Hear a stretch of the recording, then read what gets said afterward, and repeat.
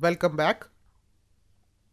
In this video, we are going to look at momentum or the rate of change oscillator. The term momentum oscillator and rate of change oscillator are synonymous. Rate of change is often abbreviated as ROC. The ROC oscillator is calculated by taking the most recent closing price and subtracting the closing price from a set number of days in the past. We multiply this difference to 100 in order to calculate the momentum oscillator. So here is the formula for momentum oscillator. Here M stands for momentum oscillator value, V is the last closing price or the latest closing price, and Vx is the closing price from X days ago. When you construct the oscillator using this formula and plot the data, you see that as the ROC oscillator crosses 0 in the same direction as the direction of the trend, this movement is considered a buy or sell signal. For example, in an uptrend, if the ROC oscillator crosses from below 0 territory to above 0 territory, it's a buy signal. Alternatively, if prices are in a downtrend and the oscillator crosses from the above 0 territory to the below 0 territory, this would be a sell signal. You should ignore crossovers that happen opposite to the trend because you should always take into account the general trend when using oscillators.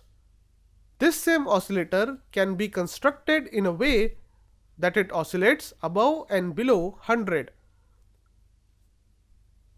Here is the formula to design the oscillator such that it oscillates above and below 100.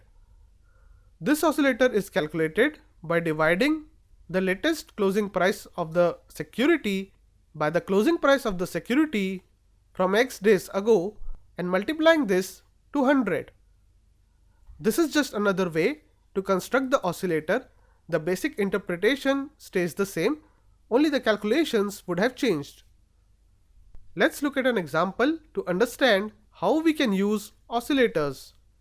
Here is the chart of an emerging market stock index, and although it is not shown here, this momentum oscillator moves around 0. The oscillator is actually moving between the values of plus 10 and minus 10. In the month of February, this market made a new high and entered a period of correction. This market then made a bottom sometime in February and rallied to a new high in March. Now if you were to look at the price made a new high, and this line here signals that the prices were able to make a new high. But now look at the oscillator. The oscillator failed to make a new high when the prices made a new high. So if we connect the oscillator values around these two highs, we get a downward sloping line. However, if we connect the price highs, we get an upward sloping line. This here is the concept of divergence. A divergence happens when only either the price or the oscillator is able to make a new high or a new low. So for example, if prices have made a new high, ideally what should happen is that oscillator should also make a new high. Similarly, if prices make a new low, then the oscillator should also make a new low. If this happens, we say that both prices and oscillators are converging.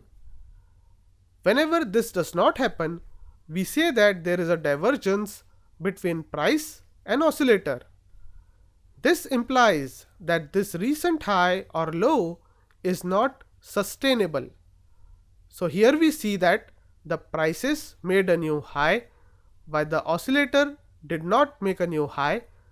This implies that the prices are not sustainable, and what happened is, as you see, the prices reversed substantially. Here you see another example of divergence. You see here that the prices here were able to make new lows, but the oscillator failed to make new lows. The result was again the same. The prices were unable to sustain these new lows for long, and the prices reversed considerably. Here is another example of divergence where prices made new highs, but the oscillator failed to make new highs. Here too the result was a change in trend. As a trader, you should realize that a divergence in itself is not an actionable indication, and so as a trader, you should look for further indication of a trend's end before acting. So for example, if you notice a divergence and that the trend had been following a trend line, now suppose you see a break of the trend line, then you have got your confirmation signal on break of the trend line, and only when you get such a confirmation, you may take a trade in the market. With this, we have come to the end of our discussion on momentum oscillators.